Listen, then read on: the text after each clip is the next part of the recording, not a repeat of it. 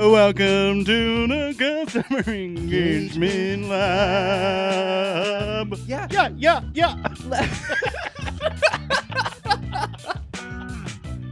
Not brought to you by Dunkin' Donuts, but brought to you by Panda Dog. Brought to you by Persistent Gas. Hey everybody, welcome to the Customer Engagement Lab. I don't keep track of what episode this is, man. Episode 475. This is the episode where we talk with Jeremey Donovan from SalesLoft, who's somebody that we both look up to and admire. And after chatting with him, it's like, did we just become best friends?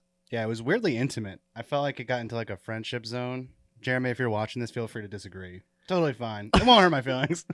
Not really invested. Jeremy, and agree to disagree here, but you are way goofier than I thought you would be. I thought that was interesting. Yeah, I was like pleasantly surprised. Because he's got kind of an analytical background. A lot of his posts are about statistics. And I just imagine he would be like very straightforward. One of the goofiest guests we've had. Correct. Which is fantastic. Correct. Because we're goofy as hell. Speaking of goofy, I got a TikTok to open up the show. And I'm going to give you the headphones. I love that we found a way to take my biggest hobby and put it into the show. All right. Show me, Dad. I'm an employee who values my own success, but also yours. Oh no, I made a mistake. Well, after all, I'm a human being. This person hasn't written me back yet. I'm sure they are busy. As people are allowed to have other things to do, then answer me. Uh-oh, a work conflict has arisen.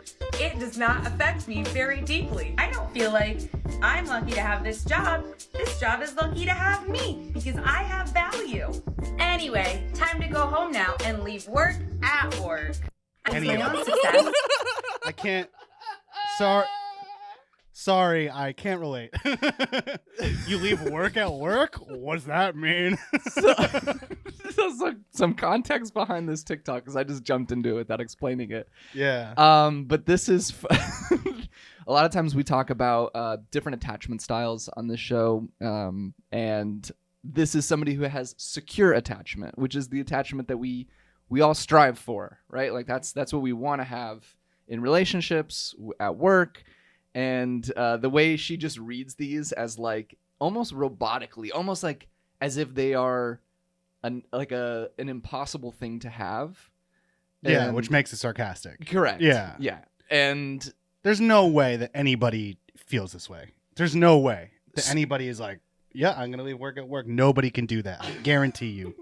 The way I operate in regards to this is that when my toxic attachment style is my natural reaction to certain things, this kicks in afterwards. This comes in and goes, Trav, little guy, buddy, remember, this is actually how you're supposed to be responding to this. But that's like a conscious decision you're making to make yourself feel better. It's not to feel better. Default. Like, nobody has a default with that. I feel like there's nobody that secure in their life. And if you are that way, please write in. Do we have an email? They'd be so secure they don't need to write in. They'd be like, I don't even need to prove myself to you, Patrick. No. They're just like, I'm just enjoying this podcast. I don't need to, like... That's so true, though. The people that write fan mail, I love you. But there's no way that person is, like, having a good time in their life. I feel like if you write fan mail, there's something going on. Such a dick. I disagree. I think that you could just be really excited about what the show was about. Or like, you're like, 12. Dick. Moving on to the next clip. Let me show you the next clip. Grab those headphones real quick. Alrighty.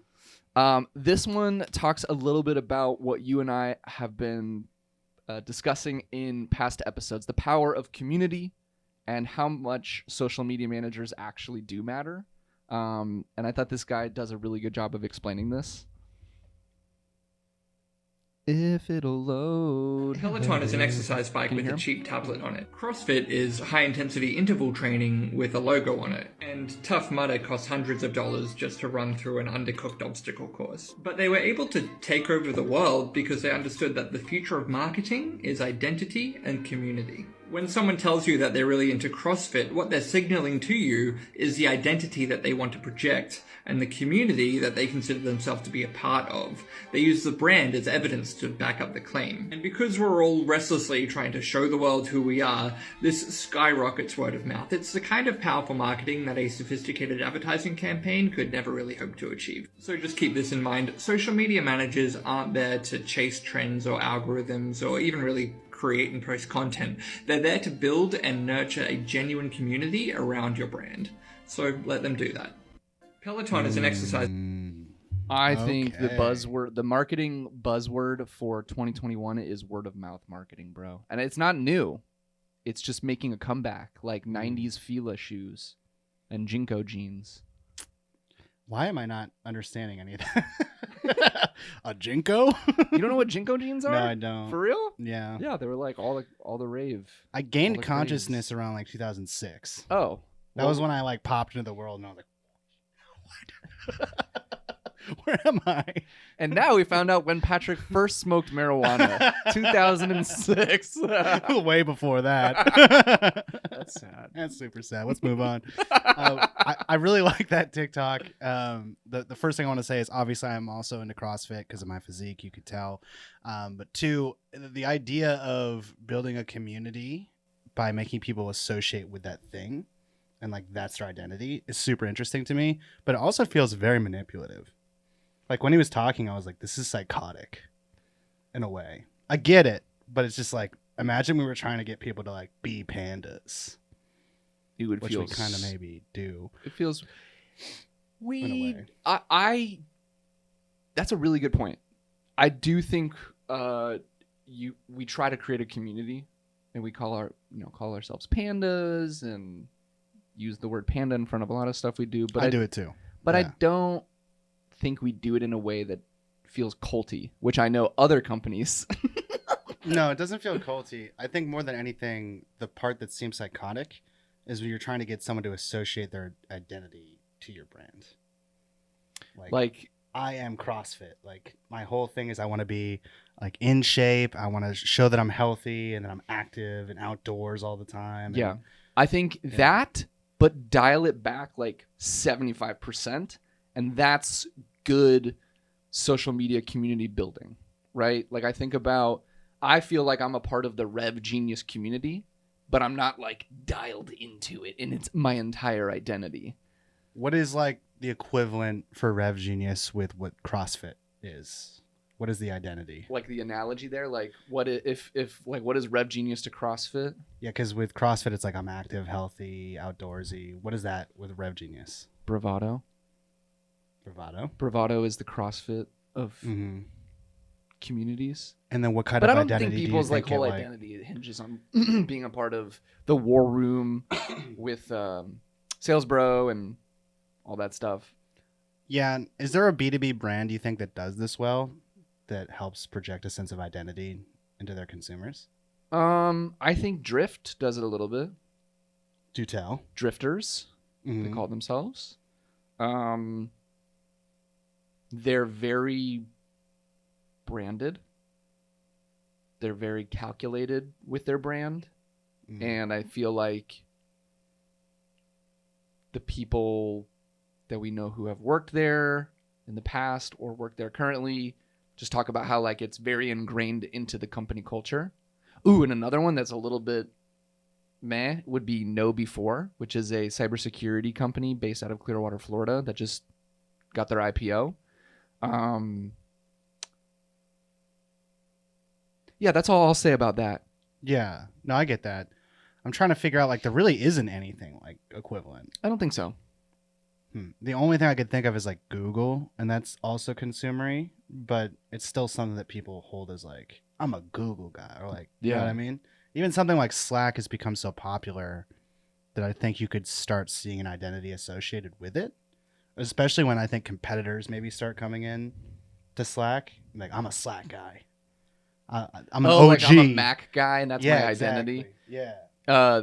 Slight pivot. I think I sent you, if I didn't, I will send you a TikTok movement about chugs. Oh no, I called you a chug in one of your what's links. a chug?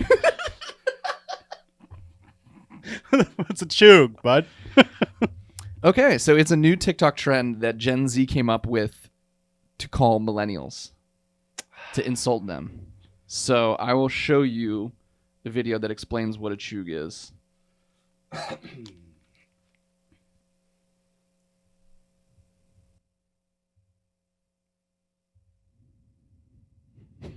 This is the chuggy song. If this song has reached you, it's because you're chuggy. Basically, if you're a millennial, you're a chug.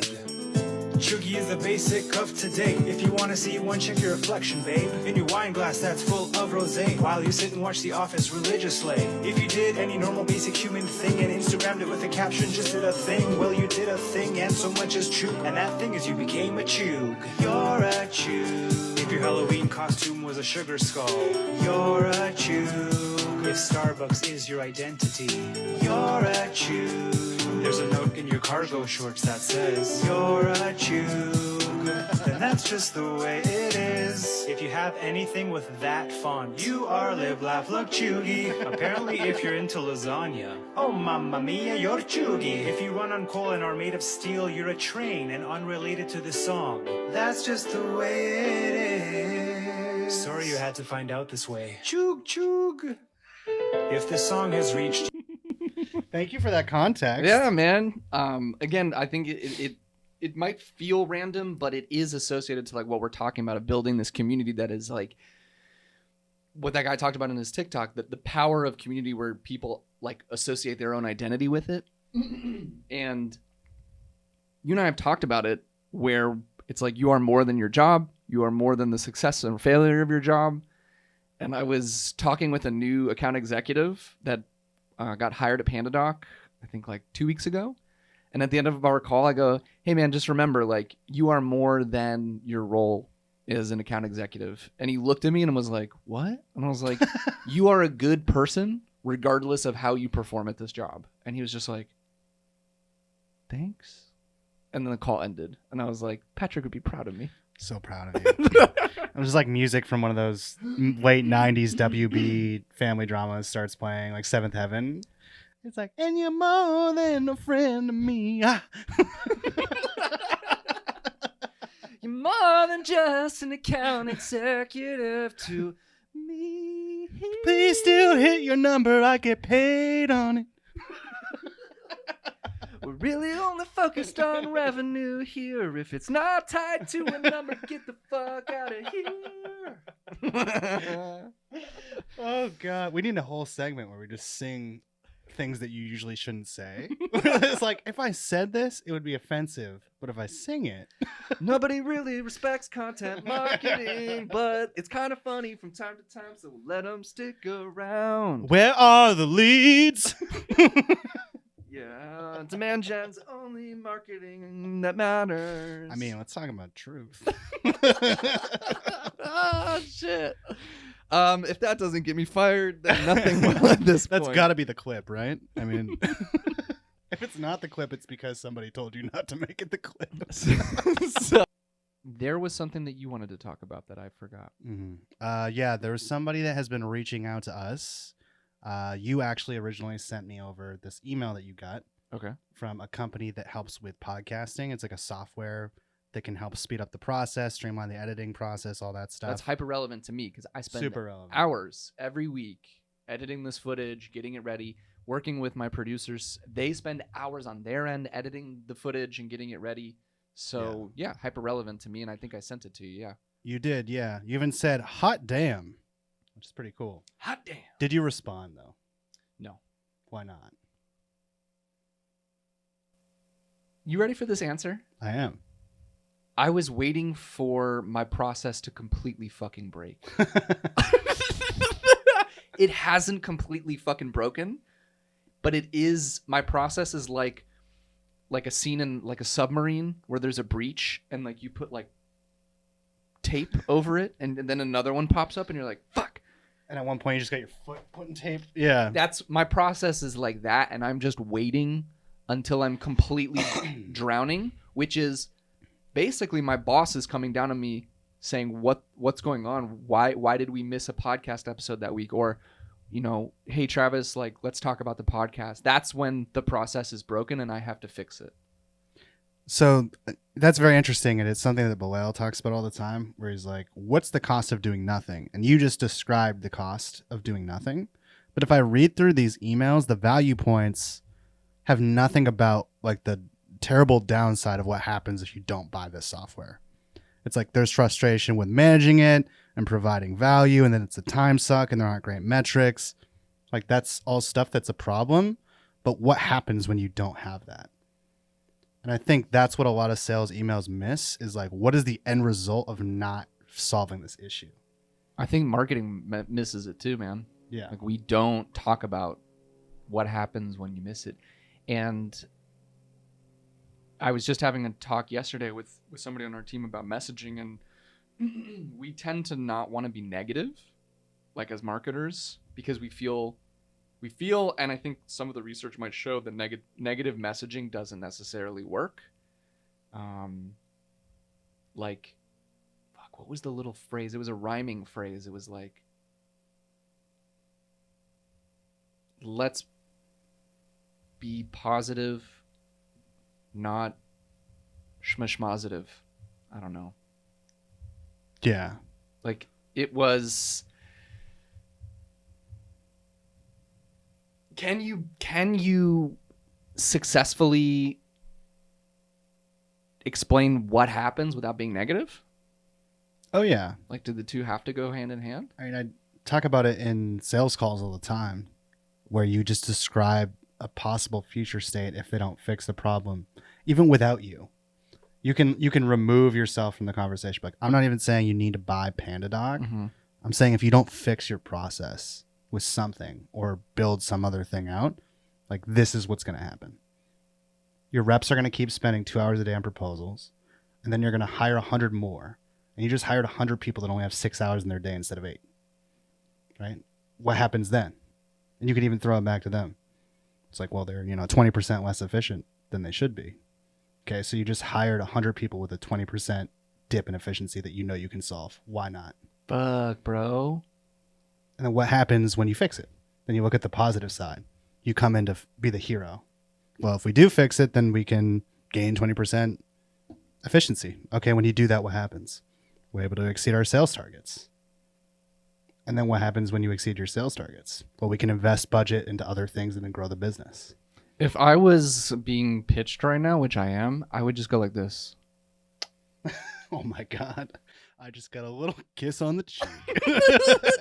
I wish that's what happened. It wasn't on the lips. I know, it was really close. I could tell you were making a decision. You're like, no, let's go for the cheek.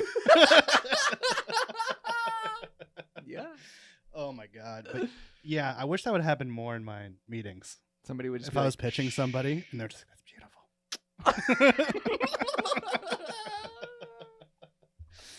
Patrick, any last words? Anything you want to end the show with before we jump into our interview with Jeremy? We're all about the laughs. Yep. Here we are, the Laugh Factory, and I think today's been a very goofy episode. Oh, but I almost forgot I have something for you. Oh.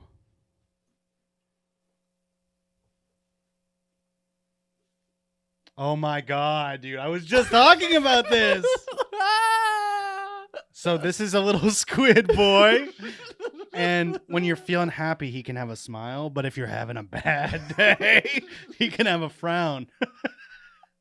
And that actually ties directly into my point, where if you're having a frowny day, then you need to be honest with yourself, right? You need to recognize your emotions. I was just in a therapy appointment. Good. And we were talking about how I react very negatively to criticism, even if I agree with it. Like, you could say you're doing this wrong, and I'd be like, totally agree, but I'm still upset. Yeah. The number one thing that helped me deal with it was like even just saying that. So if you're feeling something right now, like there's something you don't like about yourself or something you don't like about your life, speak it into the world and try to move past it and just build a better life off of that, because you can't ever change if you don't just accept the things about yourself that are there. It's normal. Absolutely. Normalize it. We'll be having Mr. Squiddy on the show here to hang out with us somewhere, maybe on my mic, maybe on your mic, to say how we're doing. Thanks for listening to the Customer Engagement Lab. I love it. I will flip this to how I'm feeling today. Happy Squiddy. Enjoy the interview. Bye. Well, thank you, everybody, and thanks for joining us today on the Customer Engagement Lab, your mostly weekly source sometimes for insights into the finest minds in the revenue world. I am your co-host from another dimension, Patrick Downs. Some, not many, but some call me the modern day Rod Serling. And today I am joined by wonderful folks. The first is going to be my beautiful Shamrock Shake of a co-host, Travis Tyler. How are you doing today, my man? Man, what an intro. Shamrock Shake. Wow. Yeah, I got it on the mind. This is not sponsored by McDonald's, but I'm just feeling like a mint shake today. And I love you too. So I just put them together. Well, thank you, Patrick. I love you like I love a McRib sandwich. So thanks. Wait, I think I might be on the wrong podcast. I've got to go. Well, we also have an airline pilot. Actually, no, it's someone else. He's a guy that just keeps saying "hey" to salespeople. He won't stop. He's the senior vice president of revenue strategy at SalesLoft. The beautiful Jeremey Donovan. Thanks for joining us today, Jeremy. Thank you. This has to be the most wild and fun intro session I've ever been a part of, and I gotta. For my own podcast, I definitely need to jazz it up a little bit. It's way too subdued. Oh yeah, I'm not always like this. You caught me on a good day. I was going to actually ask you to sing us your introductory song. Tell us a little bit about yourself to start it off. I can't. Well, first of all, I can't sing. I don't think I can actually carry a tune at all. But yeah, I mean, you kind of did the intro, which is head of revenue strategy at SalesLoft, and I'm old enough that I've had 2 or 3 careers in my life. I was an engineer, semiconductor engineer, way back when.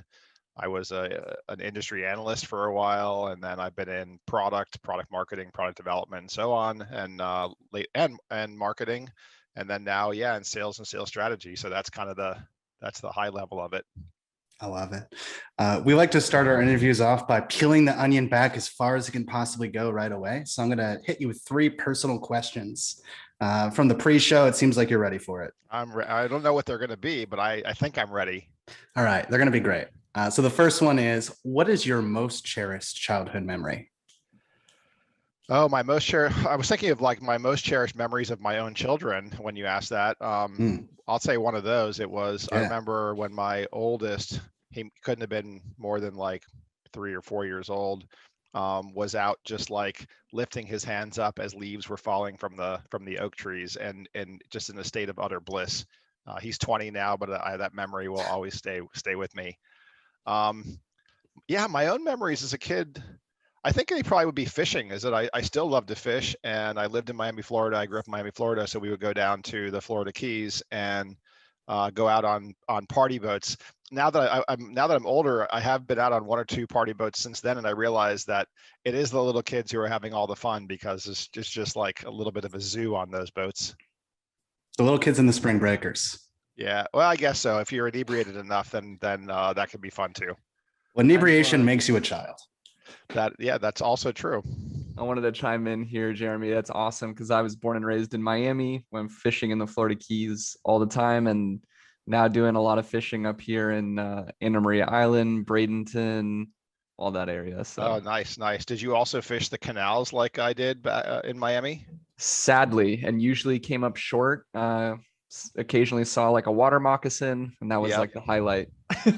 We all fished the canals back then. I mean, now I'm sure it didn't seem so gross back then. I'm sure it probably was. Why do you say unfortunately? Oh, it's just for me. I say unfortunately because it was like it's basically you're fishing in a sewer system. Accurate. Yes, depressing. I was trying not to go there, but that is what it is. You might accidentally draw up one of the Teenage Mutant Ninja Turtles. It's very possible. I love that. And switching gears completely from like things that are cherished, what is your biggest fear, and how do you deal with it? Probably mice. I don't like. I grew up with you. You're comfortable with what you grow up with, right? Like in Florida, you've got snakes. I'm totally cool with snakes. I'm totally cool with alligators, totally cool with all sorts of bugs, no matter what the sizes are. Those are all fine, but I didn't grow up with mice at all. So when I moved to the Northeast, and like the first time there was a mouse in the house, I called the military police and the National Guard because I'm like, why are there mice in my house? And what do I do about this? So the way I deal with it is my wife grew up in the Northeast and she's totally fine with them. So we trade trade duties, that I do the stuff that she doesn't like to do, and she does the stuff I don't like to do. So if we catch a mouse, I have nothing to do with that. The good news is you can't see them. Maybe one of them will come into view. I've got 3 cats, and they're all surrounding me in a circle. I think they're hunting me. So when they're not hunting me, they can hunt the mice. Cats are an excellent anti-mouse strategy, just for the record. I've definitely had my own cat catch a mouse. It's pretty cool, but also super gross. Final question in the Who Are You section. What is something that happened recently at work where you felt that, oh, I belong here kind of feeling? Oh, yeah. I feel that when, I mean, it's just so cliche, I guess, but I feel it more when I'm interacting with customers probably than even internal folks, right? I tend to get brought into situations where, someone needs more than, you think about this in the world of like customer success, right? Is in the customer success world, you have people who are deep on product. You have people who are also, I think, deep on, like, in our world, the tactics and strategies of sales engagement. But then you have other situations where people really need sales strategy. Like, yes, they're paying SalesLoft for something, but what they really need is they need to think about their org structure and role design and compensation and all the other elements of sales strategy. So, like, those are situations where I feel this is my, I'm in the right job, because I can not only do that, most of my time is spent doing that internally, but I get to do that externally as well. Love that. And that leads very nicely into our next segment, which is the actual customer engagement lab section of the customer engagement lab. Just the general idea for this podcast is we have a lot of people in positions like yours who want to know more about like what's working in the world of outreach. So I'd like to hear from you. What is something recently you've gotten for sales outreach, whether it be like a package, a video, an email, or a call, that really stood out to you and why it worked for you?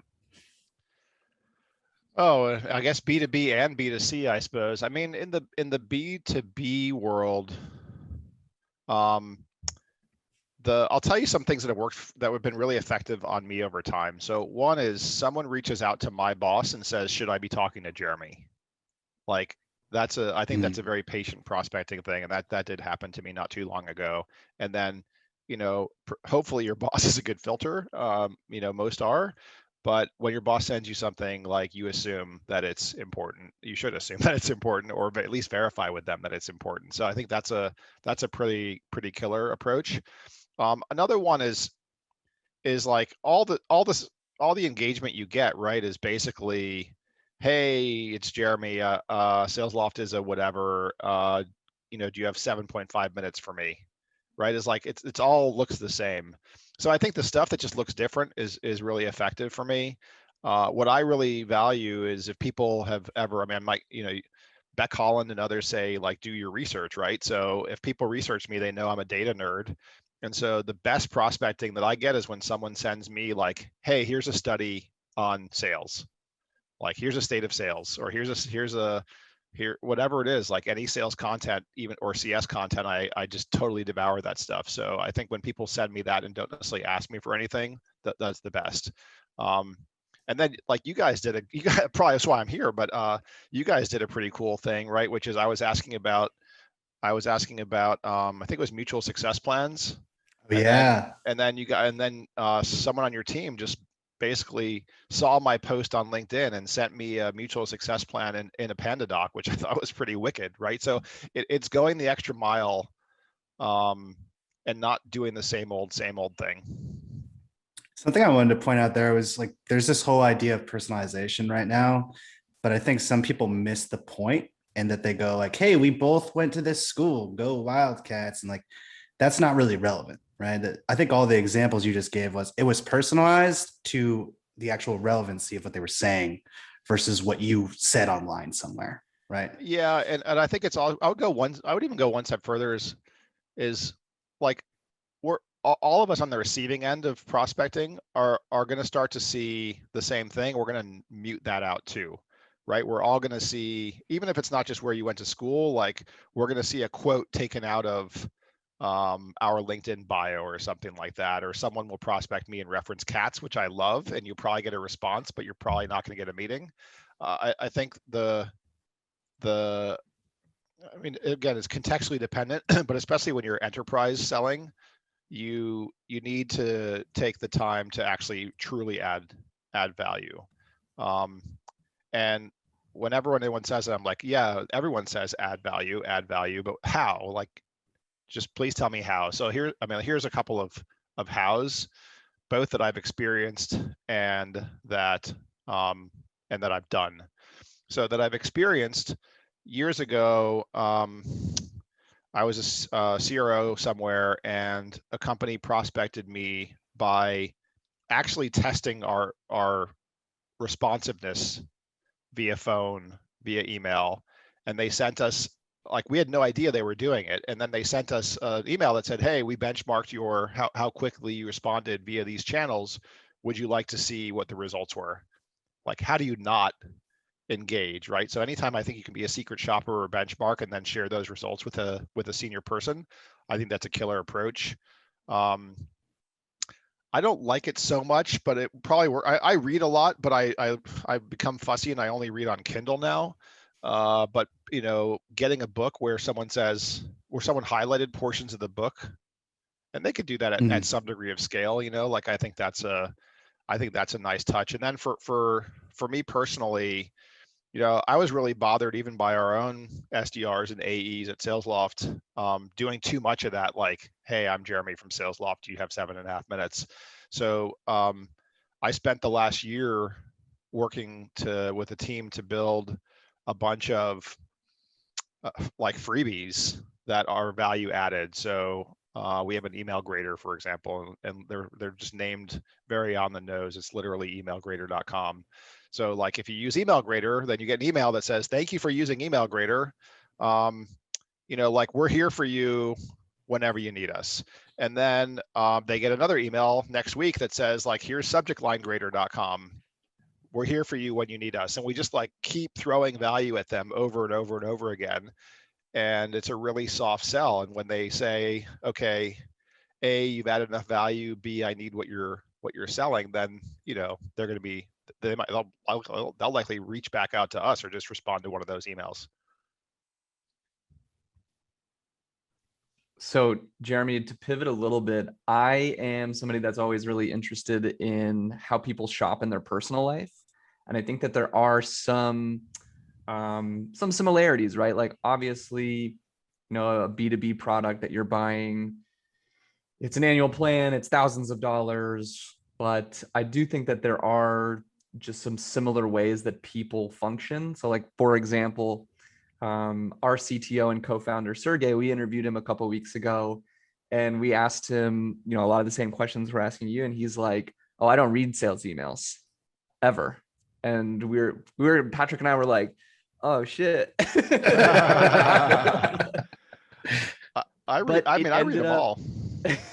Yeah, I was like, well, this is, thanks for coming on our show. We'll see you later. But no, we ended up kind of going down a rabbit hole and talking about, well, then how do you shop?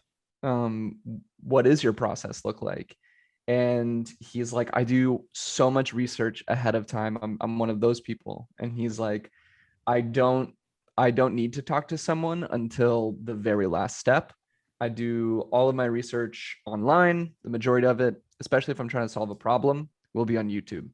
And so we just kind of found that interesting. And I was like, do you do that for stuff in your personal life when you're buying? He's also a big fisherman. He's like, oh yeah, absolutely. Same process. And I was like, cool. So my question for you is, what is a shopping experience you've had in your personal life? Maybe you bought something during the pandemic like I did, which was a house, a bike, some kayaks, all sorts of crazy crap. But just curious of like, what have you bought recently and what was the experience like for you, good or bad? Yeah, and I'll preface this by saying there's a theory out there about purchasing, which is satisficers and maximizers. So your CTO sounds like a maximizer, which means they need to know all the information in detail in order to purchase.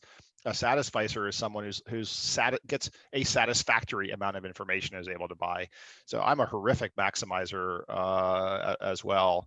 And if I'm buying, and I'll answer your question about the consumer world, but like if I'm buying in the business world, I don't go all the way to the end, but I want to consume a ton of information. So I do a lot of web research. I will go inbound to companies because I do, like, I know the salesperson's going to be biased, obviously, but I still feel like they're going to educate me. And then I'll also reach out to a couple things. Like if they list logos on their website, then I will reach out to the people who work for those logos. Or if they show the people in their testimonials, I'll actually reach out. So like, note to marketers and salespeople is make sure that those people are current, because there's a lot of times I reach out and that person is either no longer employed at that company or they switched vendors or whatever. So you got to make sure those are up to date. In my personal life, I was thinking of two scenarios. The one during COVID, to answer your question directly, was I'm a big computer nerd. And I always like having a bad, I don't know if you swear or not, but a killer, I'll use killer machine, desktop machine. So every probably 2 years or so, I buy a new server. So like in that case, I went to my favorite website, which is PC Mag. I figured out what the top machines were. I verified that on, Amazon and other places. And then I spent, forever configuring to figure out should I buy AMD or Intel CPU? Should I buy, like which graphics card, which this, which that. So so I'm pretty horrific about that. The other quick example, everything goes back to cats, is like the way I acquire cats is I go to the shelter and I take a piece of paper and a pencil with me and I hang out with like every cat they have, and I figure out who was like the sweetest cat, and 3 for 3. So I'm happy about that. That makes me so happy that you do that. The last actually, so that with the it would have been 2 cats, but I ranked all the cats, and then I bring the family to the shelter after that, and I say, okay, here's like 1, 2, and 3. So we went last time, and it was about 1.5 years ago, I guess, or so, and we took number 1, and then I went to go get the cat carrier from the car, and one of my kids, my younger son, was holding what is the second that cat's brother. So both the brother and sister came home with us. Jeremy, I have an assumption that you probably know a lot of people that get targeted by salespeople. Would I be correct in that assumption? For sure, yeah. Okay. What is the number one thing that you're hearing from them right now as far as like how they're reacting to it? Do you see a trend in like complaints that they have right now? I mean, everyone likes to think things are new. Whenever someone asks me that question, I'm always reminded of this picture I once saw, and it was like, on one side was people all on a train, a subway, like on their iPhones, or I'm an Android person, so on their cell phone. And then the other side of the picture was 1950s, everyone sitting there holding a newspaper. So like, I think things, I think we like to feel that things are different, but I think it's the same. What happened during COVID was a lot of salespeople became actually a lot more productive. There was no more commute time. There was, for better or worse, there was certainly for worse, there was no more water cooler socialization time. And so people just had a lot more time. And then on top of that, right, in the first 3-4 months, connect rates, which are usually around, 5, 6, 7% in that range, in B2B, dropped to, 2-3%. So people, to make up for pipeline gaps, just started emailing a whole lot more. So I think if there was a complaint, it was like, just so much more email to have to deal with. So, but I don't know, like as I look at my own email, I don't know that it's gotten particularly, worse. I think if anything, now that more and more companies are providing, like good mobile phone data, I think the balance is coming back into multi-channel prospecting. I try to keep my cell phone like not visible, but I've lost that battle because I've started to get plenty of calls. So I'm sure I'm somewhere either Zoom Info or Lucia or what is it, Lead IQ, I think. Those like the kind of big 3 guys there, and then there's plenty of up and comers as well. Checking Zoom Info right now to see if I can find you. Please don't say it on air. Oh no, that'll be on the After Dark. They have to pay on Patreon. Jeremy's like, I'm never doing. I'm just going to change my cell phone. But that's the hardest thing, right? Is when you back in way back, right? If you move to a different location, you sort of had to change your phone number. But now, like I called somebody earlier, he's in Austin, Texas. His cell phone is LA, right? I mean, people keep their cell phones now, what seems like for life. Someone knocked on the door the other day, and I was offering driveway sealing, and I was like, I actually do need driveway sealing. It was just a contrast of a great sales experience. It's like he was a little too pushy. He was like, I got some extra driveway sealant that I didn't use on the last job, and I can do it right now. And I'm like, can you just give me your card? Because I'm a maximizer. I couldn't do it right now. and I just needed to look him up on whatever Angie's List or Google or whatever, make sure like I was going to get my driveway sealed properly. And he was like, no dice. So he actually probably would have gotten the sale, because I've not sealed my driveway in what is now 18 years. So it is desperately in need of being sealed, I presume. Damn, so close. I have a question. I don't know if it's true, but how long did you spend growing up in Miami, Jeremy? 0 to 17. So that's crazy. That's exactly how long I was there. I went away for college and never went back. But part of me too wonders, like, the guy that knocked on your door and was gonna redo your driveway for you or seal it. I call it like my inner Miami. Like, I just grew up where it's like I always have these blockers up of like, don't mess with me. I don't know if it's a big city thing. I always feel like I'm gonna be swindled. Maybe it has to do with my upbringing with my parents. I don't know, but I'm just always like, no, you're a swindler. Stay away from me. I think it's a human thing. Like, I do remember I think I was probably, I don't know, 14 or something, and some guy pulled up in a truck and had a whole bunch of speakers. Like, people don't even think about speakers anymore. Like, what's a speaker? It's this box that music comes out of. And he's like, yeah, we got extra inventory, whatever. It was like that thing, which is not true. And I think I bought the speakers at that point. I became the maximizer over time, and they were fine. In this case, it was like the guy got off, I think, on a dishonest foot, right? Like, it's, the extra driveway sealer didn't fall off the back of the truck. Just be straight, just be straight up. And someone once taught me this is like, if something starts bad, it ends bad. And I think that's a really good rule to just apply to any relationship. Yeah. Yeah, business relationship, maybe personal relationship. It's like my cat selection. If I go check out the cat in the shelter and the cat like hisses at me, like, that cat's at the bottom of the list. And maybe the cat was just having a bad day. You never know. I wonder what a bad cat day is like. It's still probably better than a good human day. Mine are like, here, I'm going to pick one of them up because I keep talking about them. So hold on. Yes.